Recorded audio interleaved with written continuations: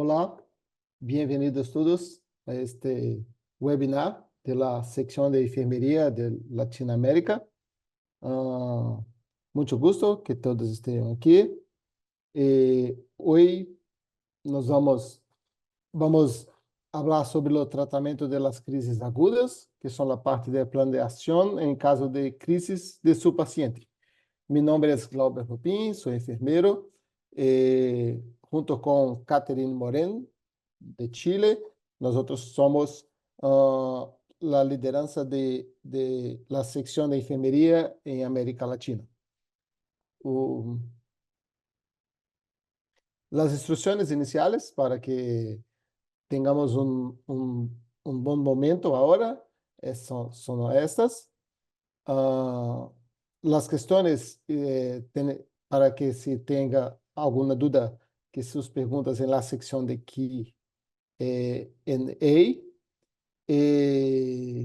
Y cualquier otro problema que se tenga una consulta técnica, que se haga en cuadro de chat. Los agradecimientos especiales son a la Elaine Section, a Nancy Sentley, a Lucrecia Long, a Sandra Diva, a Melissa, y también a Anabel, Alicia. Hoy nosotros para la contextualización, antes de las charlas, nosotros en el mundo, globalmente, nosotros somos 851 miembros que están en 6 regiones diferentes, desde África, desde la Asia y Oceanía, el Mediterráneo Oriental, la parte de Europa, la América Latina, que es nuestra parte que nos comprende, que tenemos hoy 83 miembros, y la parte de América del Norte. Es importante recordarmos que la sección de enfermería está creciendo a cada vez más. El número de las personas, de los enfermeros, están cada vez más aumentando para que tengamos una participación mayor. Hoy, los propósitos que tenemos la presentación es comprender el rol de las benzodiazepinas en el tratamiento de las crisis agudas, evaluar la utilidad clínica de los tratamientos agudos que son disponibles para abordar las necesidades del paciente y el cuidador, y también identificar enfoques de enseñanza para que el paciente y cuidador desarrolle una comprensión del cuándo y cómo utilizar las terapias de rescate. ¿Y por qué nosotros trabajamos con esa parte de la terapia de rescate con las benzodiazepinas e enfermería? Lo que sabemos que tenemos la terapia de rescate con benzodiazepinas una mejora en el control de las crisis con el inicio temprano. El primer uso de las benzodiazepinas se fue en 1965 para manejo de estados epiléticos por via intravenosa.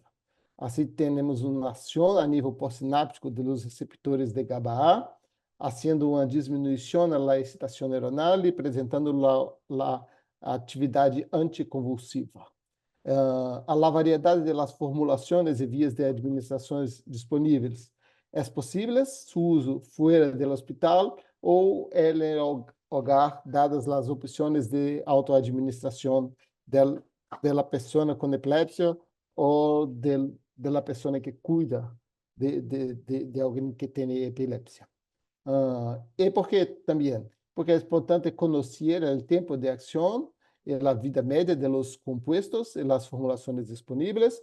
O reconhecimento e a resposta oportuna às crises são fundamentais para a segurança do paciente, assim como a educação, capacitação e comunicação para o seguimento e monitoreo sobre o uso oportuno e apropriado do medicamento, que são fundamentais. Hoy, a proposta, com muito gosto, nós temos duas enfermeiras, Maria del Pilar Genaro, que é enfermeira de prática avançada com certificação em neurociência em Nick Laus Children's Hospital, Miami, Flórida, e Catherine Moren, que é enfermeira de investigação e registros clínicos, que tem MBA e da Liga Chilena contra a Epilepsia e Sociedade Chilena de Epileptologia. Desde já, muitas graças por este momento, por su tempo, e muitas graças a todos os outros. Gracias, Glauber, por la introducción y gracias a la Liga Internacional para combatir estas crisis que nos han invitado aquí a charlar con ustedes. Como dijo Glauber, mi nombre es María Pilar Llenaro, soy una enfermera de práctica avanzada con especialización en neurociencia, certificación, y les estoy hablando desde el Nicklaus Children's Hospital en Miami, Florida. ¿Qué vamos a tratar hoy? Vamos a tratar cómo utilizar, cómo, cuándo y cómo utilizar las benzodiazepinas para el rescate de estas crisis. Vamos a mirar cuáles son los tópicos clínicos que nos ayudan a determinar cuál usar, qué es ser una emergencia y utilizar un plan específico para cada paciente o individualizado. Las benzodiazepinas es el tratamiento que usamos para estas emergencias epilépticas. Como terapia de rescate, ¿qué nos ayuda? Ayuda al paciente a utilizar menos consultas médicas, menos visitas a urgencias, emergencias y a los consultorios clínicos. También nos ayuda a que el paciente tenga algún control sobre su autocuidado, lo mismo que a los cuidadores de aquellos. Hay diferentes tipos de rescate, formas en las que le podemos dar. La más probablemente común es la oral. Tenemos varios medicamentos como lo ven en pantalla. Clorazepam, diazepam, lorazepam, midazolam. Es un modo de acción de unos 10 a 30 minutos, el costo es más económico, es más disponible que los otros. Hay siempre riesgo de aspiración, de lesión, requiere metabolismo de primer paso, se absorbe por gastrointestinal, por eso se demora más. El bucal, parecido, pero el tiempo de acción es mucho más rápido, de 5 a 15 minutos. Y obviamente también debe de tener acceso oral. El sublingual, utilizamos el lorazepam, es de 15 a 17 minutos, tiempo de acción. Es más rápida la absorción que la vía bucal, pero desafortunadamente hay que tener almacenamiento refrigerado. Otras dos administraciones son la nasal y la rectal, que es la que en muchos lugares usamos más, no necesariamente, pero aquí las usamos bastante. Nasal, diazepam, midazolam, los dos rápido tiempo de acción de unos 2 a 10 minutos. El rectal tiene que ser más económico, por lo que es más disponible. Y los dos hacen un bypass de primer mecanismo de primer paso. No se absorbe a nivel gastrointestinal. En los dos puede haber irritación o nasal o rectal. El nasal tiende a ser más alto costo que el rectal. ¿Cuáles son las barreras que nos pueden prevenir en utilizar estos mecanismos de rescate? Primero, la accesibilidad. ¿Cuál es el costo? Dónde vive el paciente, las percepciones, por ejemplo, de los profesionales de la salud, que tanto se sienten ellos confortables en utilizar, en educar a los pacientes, a los cuidadores. Son las barreras usualmente que más. Vamos a hablar sobre cómo vamos a evaluar y qué vamos a enseñar y monitorear en este tratamiento. Hay que evaluar por adicción, sobre todo en adultos y en gente mayor. Y si hay una preocupación sobre abuso, tenemos que trabajar con los expertos en sustancias, en abuso de sustancias, y obviamente limitar la cantidad que vamos a dar. Hay que enseñar mucho sobre la tolerancia. Entre más demos si lo damos muy frecuente, rescue, tratamiento, se va a subir la tolerancia y no les va a ayudar como debe ayudarle. Tenemos siempre que saber ¿Qué otros medicamentos estamos dando concomitantemente que pueden afectar el sistema nervioso central? El paciente está en otros benzodiazepinas, está en clonazepam, en clobazam, en fenobarbital, que concomitantemente puede, que son depresores del sistema nervioso y bajar el número respiratorio. Hay mucho temor, aquí lo vemos mucho en papás, de dar medicamento a nivel de rescate porque puede decir que tal vez paró de respirar. Este no es el caso, pero vemos muy frecuentemente que ellos no lo dan por temor. Y en teenagers o en adolescentes o adultos, inclusive en gente mayor, si hay consumo de alcohol, educar que esto nos puede bajar, eh, son depresores del sistema nervioso central.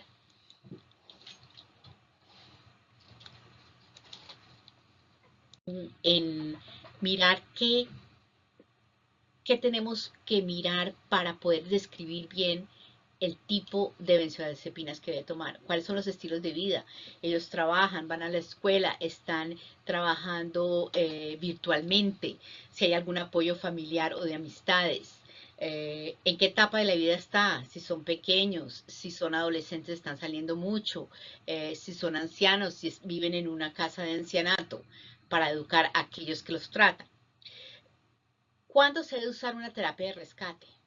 Primero y comúnmente cuando las crisis son prolongadas, cuando hay crisis en clúster.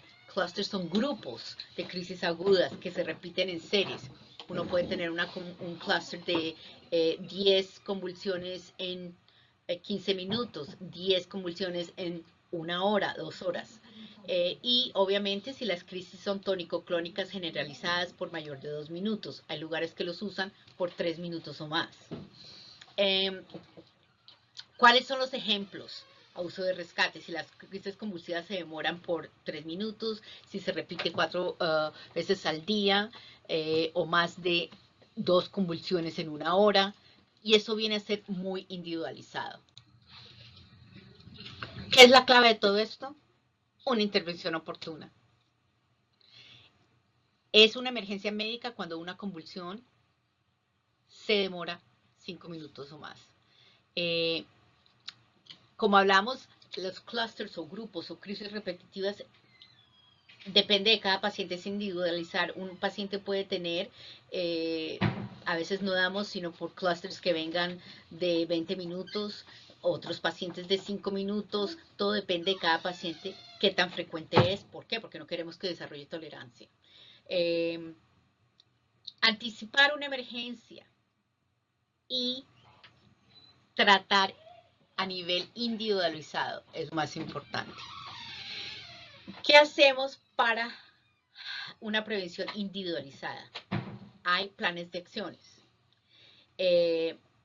Son herramientas que educativas lo puede utilizar el papá, el hermano, cualquier otro familiar, la profesora en la escuela,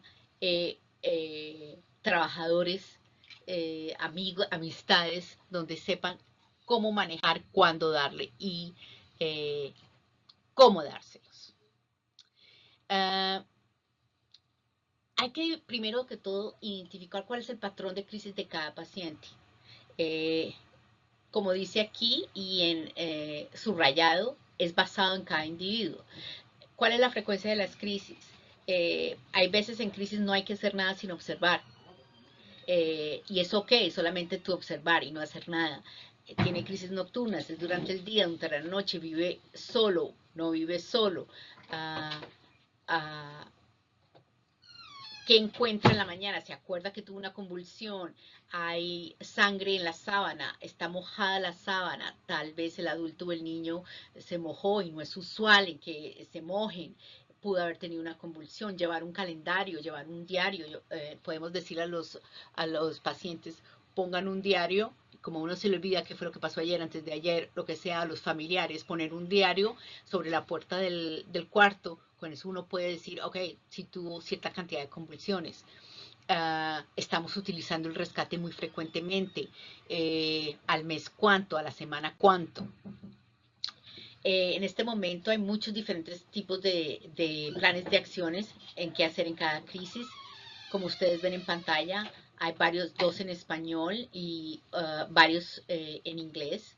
Epilepsy Foundation Minnesota, Seizure Action Plan, aquí está la Liga Chilena contra la Epilepsia, la Asociación Nacional de Personas con Epilepsia. Aquí les voy a dar, vamos a mostrarles un tipo de acción y de emergencia con dibujos, qué hacer, qué no hacer, cómo dárselo, cuándo dárselo, eh, qué cosas mirar después de darle un medicamento de rescate. Y esta es otra acción de plan bucal. En resumen, nosotros los enfermeros y enfermeras somos claves para educar, para empujar de que es necesario llevar un rescue, una forma de cómo para estas convulsiones en casa, fuera, ambulatoriamente. Hay que enseñarle cómo, cuándo, dónde, efectos secundarios. Saber primero que la benzodiazepina son el fármaco de primera línea para utilizar en estas emergencias. Y utilizar un plan de acción individual e incorporar a ese individuo a que tenga algún control sobre estas crisis epilépticas. Bueno, ahora vamos a presentar tres casos clínicos que ilustran los desafíos que comúnmente experimentamos como enfermería para que un paciente logre una administración eficaz de su terapia de rescate. Recordemos que la epilepsia es una enfermedad que se manifiesta de manera única en cada paciente, es decir, las crisis son diferentes en cada persona y el tratamiento y manejo es individualizado y va a depender un poco de la realidad que tengamos en cada país. A través de estos ejemplos les invitamos a pensar en su propio entorno y cuáles serían sus desafíos y cómo podrían actuar para resolverlos. Bueno, mi nombre es Catherine Moreno, enfermera de la sección de enfermería de Latinoamérica, y ahora les voy a mostrar el caso de una niña chilena. Esta niña inició sus crisis a los 8 meses de vida con un estado epiléptico que requirió manejo en UCI. A los 11 meses de edad, en sus controles médicos, la madre refiere que hubo un cambio en sus crisis, describiendo un movimiento cefálico tipo mioclónico, desviación de la mirada con una duración de hasta 2 minutos, y estos eventos se repiten 2 a 6 veces al día, varios días en la semana, y también el médico puede observar un retraso en el desarrollo psicomotor. Está en tratamiento con 2 medicamentos anticrisis en buena dosis y a raíz de estos hallazgos, el médico indica el uso de midazolam bucal, 1 ml, en caso de que la crisis se prolongue por más de 3 minutos o se repita más de 3 veces en un día. En Chile, la presentación farmacéutica disponible del midazolam es la ampolla de vidrio, la misma que se utiliza para la administración vía endovenosa. Es deber de enfermería educar y capacitar a los padres y cuidadores sobre cómo preparar y administrar correctamente este medicamento. El miedo es un elemento común que aparece en la población general, no clínicos, a la hora de abrir ampollas de vidrio o manipular jeringas. ¿Cuándo usar? Este medicamento debe utilizarse según las indicaciones del médico y no cada vez que el paciente tenga una crisis. ¿Cómo preparar? En el momento, no antes. Para sacar la dosis indicada de la ampolla se debe utilizar la jeringa con aguja, pero para administrar el medicamento la aguja debe retirarse. En algunos casos, los cuidadores no usan el medicamento por temor a inyectar al niño y en otros hemos visto que han inyectado la encía del niño porque nadie les explicó que debían retirar la aguja de la jeringa. También es necesario reforzar que la administración es bucal, entre la encía y la cara interna de la mejilla. Este medicamento no se traga. En este proceso como enfermería debemos brindar apoyo, confianza y mantener un contacto directo y estrecho con los padres y cuidadores para responder cualquier pregunta que puedan tener, aliviar sus miedos y asegurarse de que sigan las instrucciones según lo indicado. Esta forma de administración de midazolam como terapia de rescate es eficaz en el uso ambulatorio.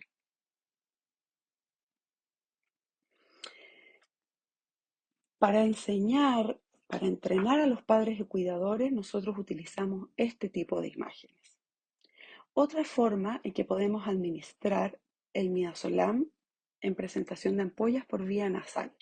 Se prepara de la misma forma que la vía bucal, pero para administrarlo necesitamos este dispositivo, que es un dispensador nasal que se adapta a la punta de la jeringa. La administración nasal a través de esta vía es igualmente eficaz como terapia de rescate y, al menos en Chile, hemos visto que se utiliza mayormente en población adolescente y adultos. Ahora estamos en el caso número 2, que es un paciente adulto recopilado, el caso por la enfermera Sandra Dewar, de aquí de los Estados Unidos. Es un hombre de 43 años con una epilepsia refractaria o difícil de tratar, con una discapacidad cognitiva leve y también con trastornos de ánimo. Eh, ya le han hecho evaluación para saber si es candidato para cirugía resectiva de la epilepsia y no lo es. Se ha tratado con 2 fármacos anticrisis y ha fallado porque sigue con las crisis focales que ocurren a diario y también con crisis tónico-clónicas bilaterales en grupos. Estos clusters o grupos vienen mensualmente. El patrón está bastante predecible, ya que tiene 3 crisis tónico-clónicas durante un periodo de 2 días, cada 3 o 4 semanas. Y está asociado con una caída de lesión en la ceja. ¿Cómo se trata y cuáles son los desafíos para nosotros los enfermeros? Vive solo, aunque la madre está cerca, está desempleado, tiene aislamiento social, es difícil de establecer la frecuencia ya que él no se acuerda de cada cuánto tiene las convulsiones y no se puede autoadministrar una terapia de benzodiazepina de rescate intranasal, el mismo. Entonces la familia se refiere que una vez terminada la crisis ya es demasiado tarde porque ya se ha ido la crisis. ¿Cuáles son los desafíos? Se les prescribió midazolam spray. Nunca lo he usado. Las crisis focales ocurren a diario, pero el paciente no las percibe. Entonces, ¿cómo debemos hacer? Debemos educar sobre el midazolam nasal. No es para uso diario. La dosis es segura. Usualmente no tiene grandes riesgos. Puede usarse hasta 5 veces en el mes. eh, y es un medicamento muy efectivo para este tipo de crisis en grupo y a corto plazo. Em, También debemos utilizar el medicamento de rescate benzodiazepina solo después de una crisis bilateral tónico-clónica para prevenir su ocurrencia. Hay que llevar un registro, un diario de cada cuánto son las convulsiones y documentar cuál es la efectividad de este midazolam spray, cuántas veces lo está usando a la semana, al mes. Eh, Hay que conseguir la participación de amistades, de familia, de gente cercana a él y proporcionar apoyo, ya sea por un seguimiento con enfermería o por un seguimiento telefónico. Gracias. Ahora vamos a revisar el tercer caso, que es un paciente adulto de Australia. Este caso fue preparado por Melissa Bartley, de la sección de enfermería de ILAE de Asia y Oceanía. Le damos las gracias a Melissa, quien tuvo la amabilidad de darnos este caso para presentarse. Este es un hombre de 22 años con una epilepsia focal refractaria de larga data por un complejo de esclerosis tuberosa y algunas de sus crisis tienen generalización secundaria. Las crisis focales que el paciente y su cuidador refieren ocurren seguidos, se han registrado hasta más de 40 en un día y tiene múltiples ingresos hospitalarios por estatus epiléptico. Está en tratamiento para la epilepsia con 3 fármacos anticrisis bien indicados en buenas dosis. Y además, como terapia de rescate, el uso de midazolam bucal, 5 miligramos por ml, que por indicación médica puede usar hasta 4 veces al día. En evaluación y educación, previo a un estudio que se le va a hacer, enfermería se percata de que la terapia de rescate la está utilizando hasta 4 veces por semana. Dada la alta frecuencia de crisis de este paciente, los múltiples ingresos hospitalarios y el alto volumen de la medicación utilizada, sobre todo en la terapia de rescate, se decide como equipo estudiar por qué aparentemente esta mala respuesta o esta alta frecuencia de las crisis. Y se indica un video monitoreo electroencefalográfico hospitalizado durante 8 días sin cambio en su terapia para la epilepsia, los fármacos anticrisis. Este estudio demuestra que las crisis, que él refiere como típicas, las crisis focales, no tienen un correlato electroencefalográfico y no son estereotipadas. Es decir, en este paciente coexisten las crisis epilépticas y las crisis psicogéneas no epilépticas o crisis funcionales, como se les llama hoy día. Este caso demuestra la importancia de evaluar constantemente el uso de la terapia de rescate. La frecuencia. ¿Hay algún cambio en las veces que lo utiliza?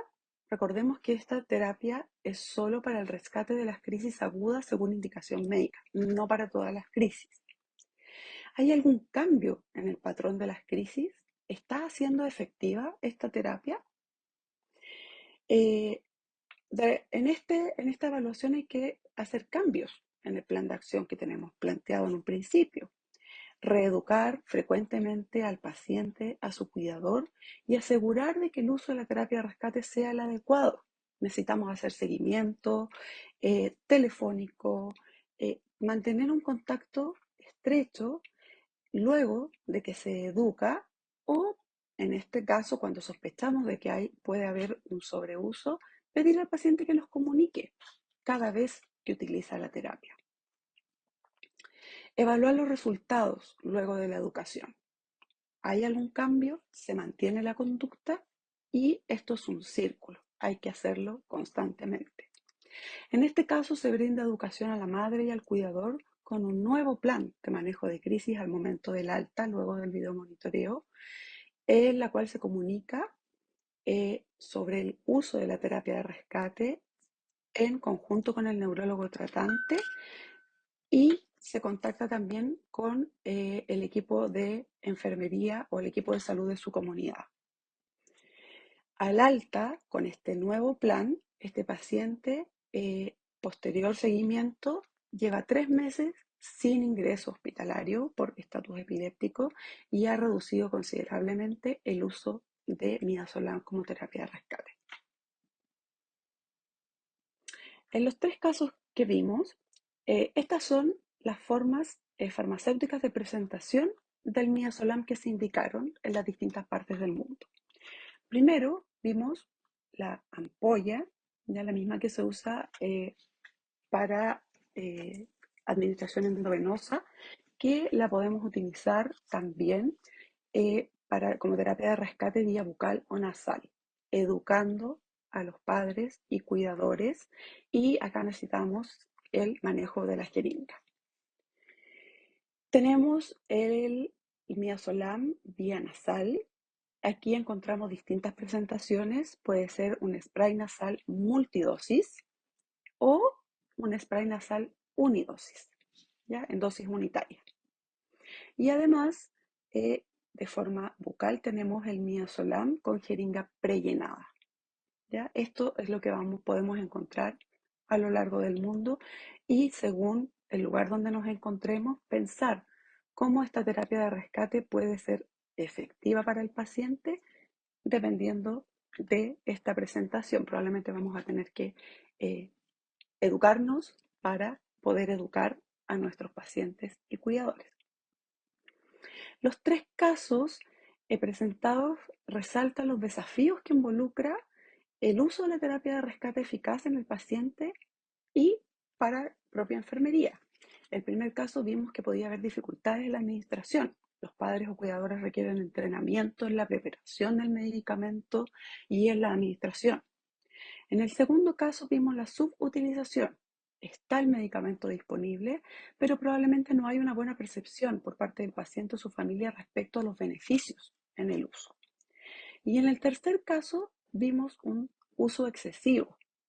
Y aquí se hace necesario siempre evaluar cómo se está utilizando esta terapia según la indicación y estar atentos a los cambios en los patrones de crisis que pueda tener el paciente. En estos tres casos quisimos ver e identificar la importancia que tenemos como enfermería en la comunicación y educación del paciente, sus padres, la familia y los cuidadores para lograr éxito en este tipo de terapias. Muchas gracias. Muchas gracias a Pilar y Catherine. Y ahora nos vamos a abrir a la parte de la discusión. Entonces, las preguntas o comentarios para los presentadores en la sección de preguntas y respuestas. Yo invito a todos los que nos asisten para que envíe su pregunta y la respuesta. Ah, Kabler, mientras nos llegan preguntas, a mí me gustaría contarles a todos que hasta hace un mes atrás, la verdad es cuando hicimos la primera presentación de este tema, en marzo, en la versión en inglés, en Chile no contábamos solo con midazolam en ampolla inyectable, pero hasta hace unas semanas ya tenemos la presentación de la jeringa prellenada para el uso de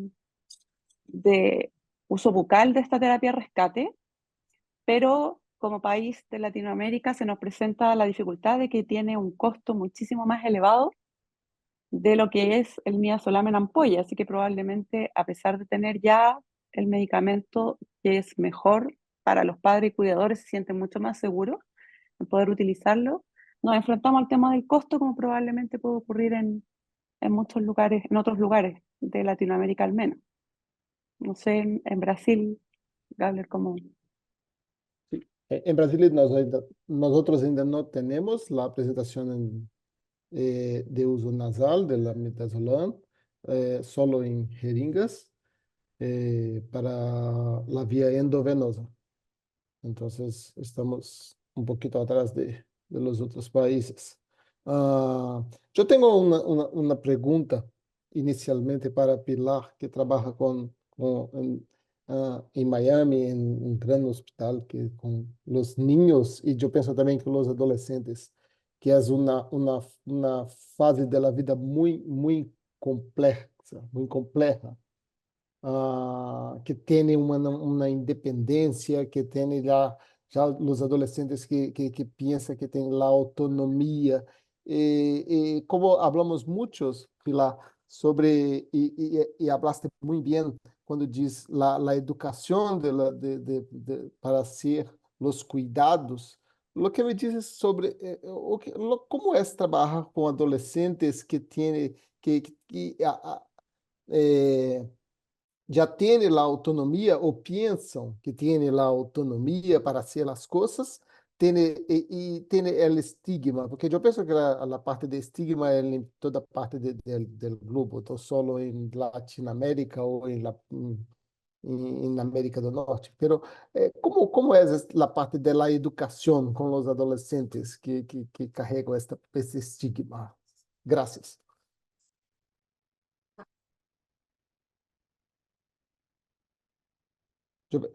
Pilar, yo necesito liberar su micrófono.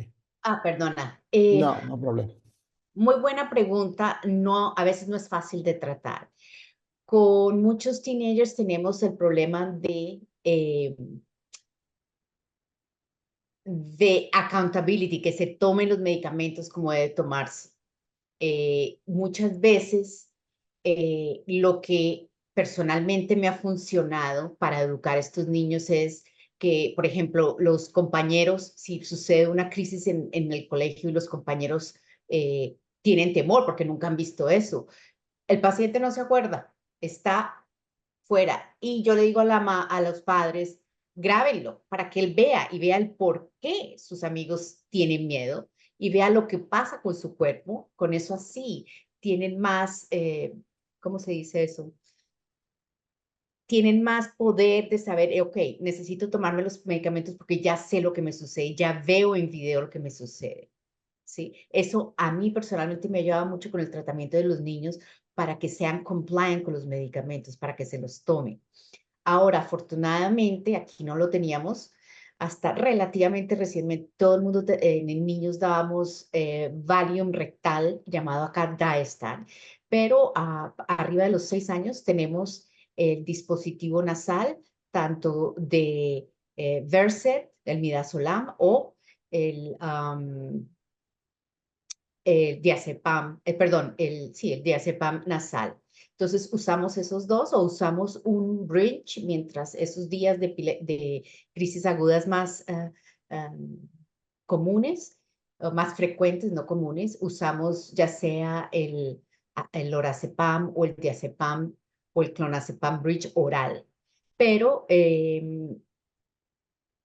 educación de los padres y del niño, básicamente en eso. Y como te mencioné antes, Laura, es más que todo que se tomen los medicamentos, que se los tomen a tiempo, que no se les olvide. Es con lo que más lidiamos y a mí me ha funcionado mucho el video. Perfecto. Gracias. Gracias, Ujú. Pilar. Yo pienso que es un problema de todas ah, las localidades en todo el globo. La dificultad que las personas tienen, yo pienso que principalmente en la atención primaria que tenemos que hacer un trabajo muy fuerte, muy grande, pero es la dificultad que las personas tienen de hacer el uso de medicamentos de la manera correcta. Y pienso que entre los adolescentes es más complejo ainda. Ah, Kate, Catherine, quando hablamos sobre a América Latina, porque quando hablamos com Pilar, temos uma realidade que é os Estados Unidos, a parte da América do Norte. E se hablamos de América Latina, o que me dices, tienes eu penso que as dificuldades são maiores, principalmente porque nós outros temos aqui nós outros temos acá em la América Latina muitas questões que são políticas, que que que se como eu posso dizer em espanhol, que se cruzam, sim, sim, está bem, que se cruzam com as questões de la salud pública. Então, temos essas dificuldades. E como se trabalhar dessa maneira, que temos de um lado as questões políticas e de outro a necessidade da população e das pessoas com epilepsia? Bueno, esa es una realidad que tenemos en Latinoamérica y en algunas partes del mundo, no solo en Latinoamérica. Yo creo que nosotros como enfermeros cumplimos un rol muy importante en lo que es la conexión entre la comunidad y la parte médica. Ya muchas veces el médico indica una cosa y la población no lo entiende o no se atreve a preguntarle al médico. Eso es lo que es nuestra realidad. El médico todavía está en una posición de poder y con la enfermería sí se atreven a contarnos que no se tomaron el medicamento, que sucede tal cosa. Y aquí también para un poco atravesar sobre estos problemas que podemos tener en cuanto al mejor acceso al medicamento, la unión hace la fuerza.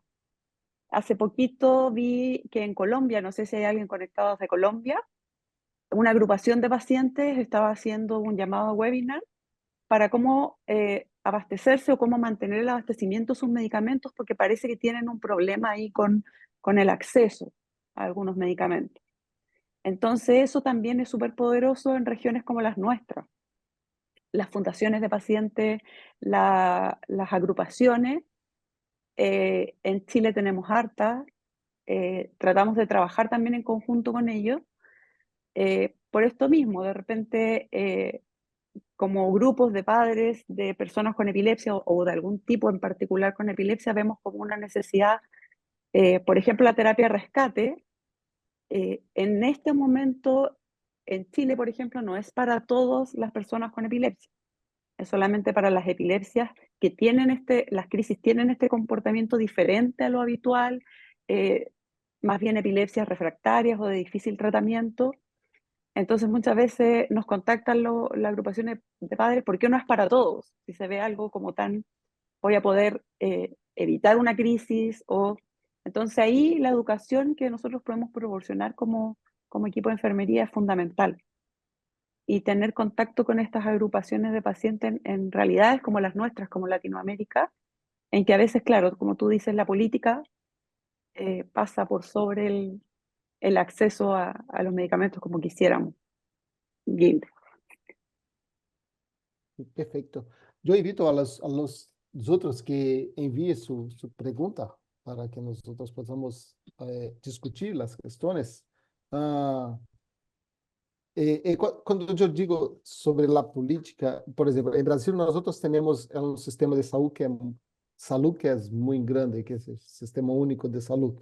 Ah, pero si la mayor parte de la población brasileña necesita del el sistema para la consulta con el neurólogo, para los exames, seja un electroencefalograma, y para la medicación. Pero cuando digo las cuestiones políticas es que no tiene las medicaciones que son las medicaciones que la población necesita. Tenemos la parte de medicaciones para epilepsia, sí, tenemos, pero no las medicaciones que son necesarias a la población. Entonces, tienes que, los más informados, ah, se vão à justiça, se a justiça determina por ordem que se tenha a medicação.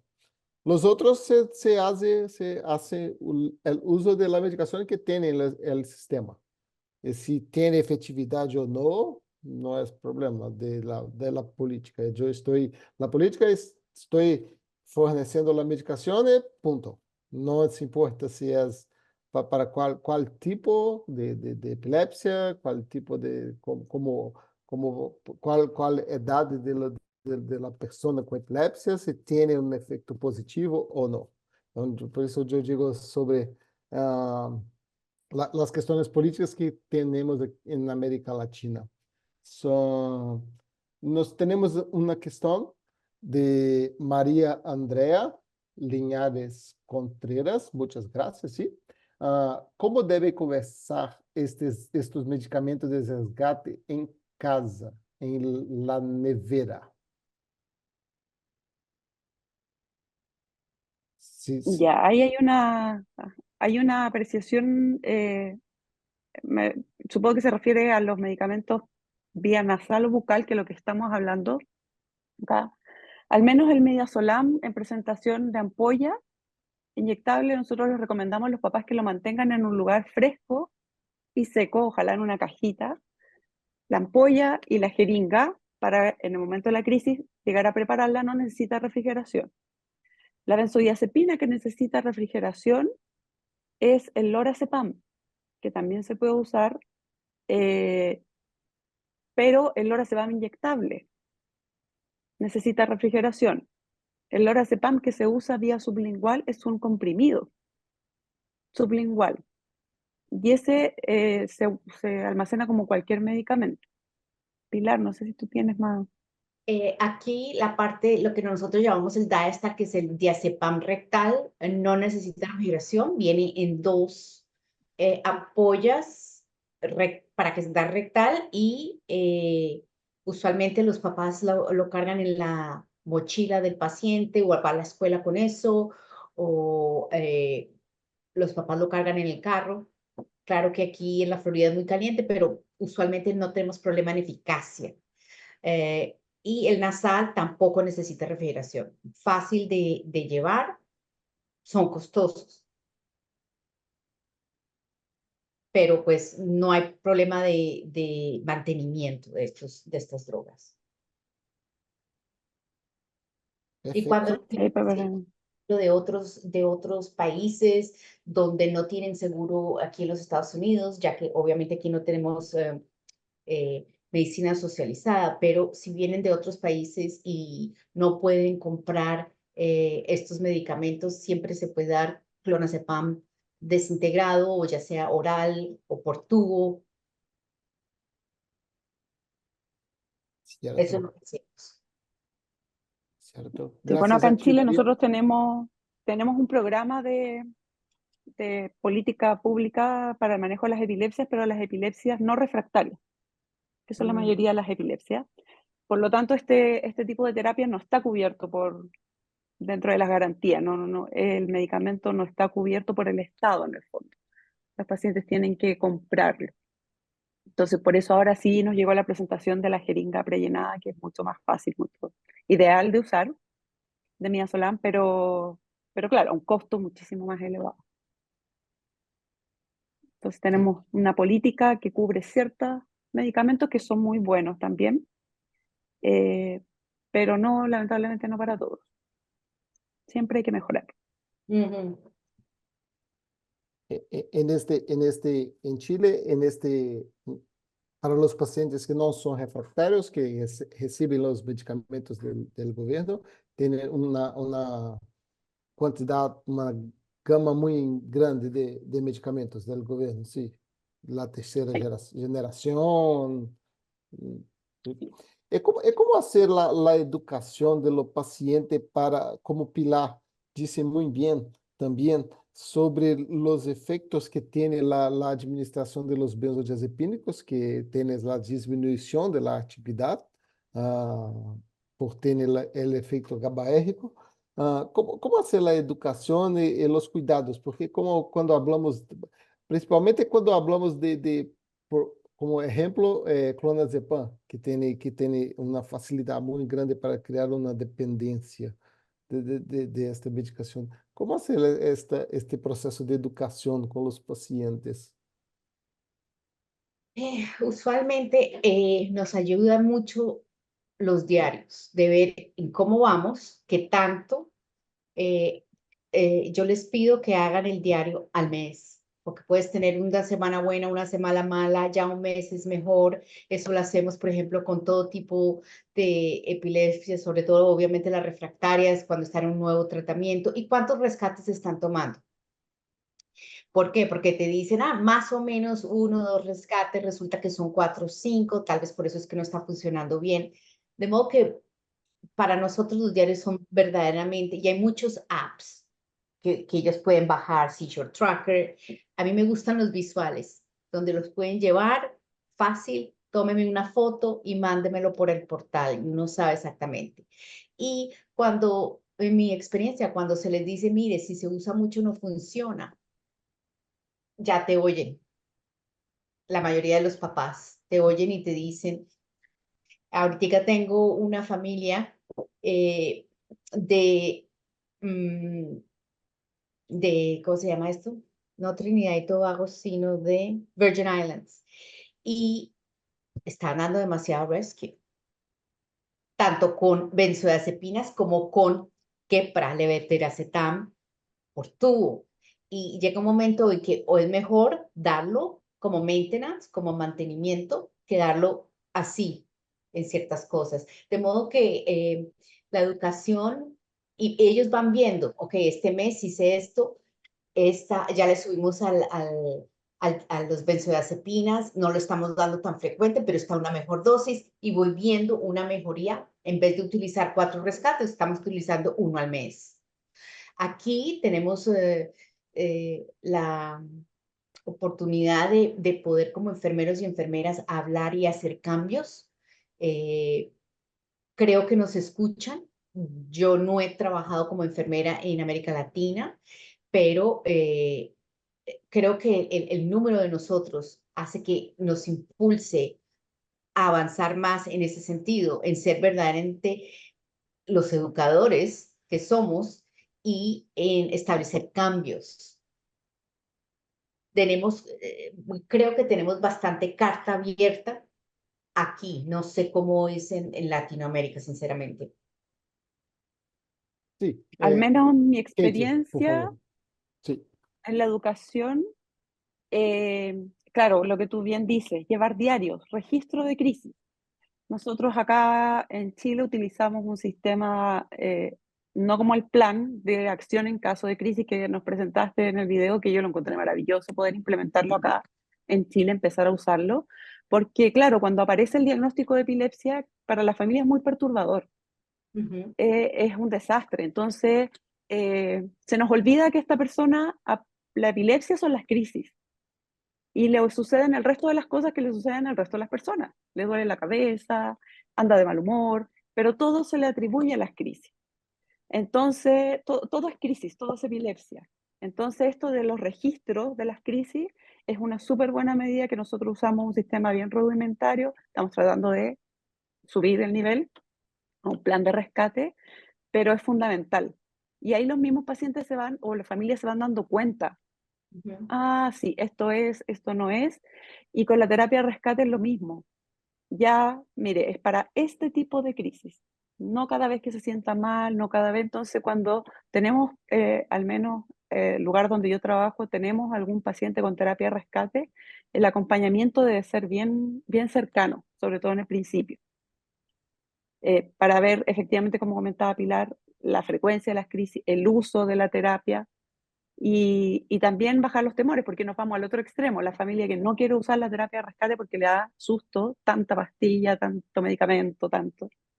Entonces ahí, como enfermeros en Latinoamérica no tenemos, al menos en Chile, no tenemos la opción de cambiar tratamiento, pero sí trabajamos codo a codo con el equipo de neurología que está a cargo del paciente en caso de que detectemos algún sobreuso o una subutilización de los medicamentos, notificarlo y poder hacer las correcciones necesarias.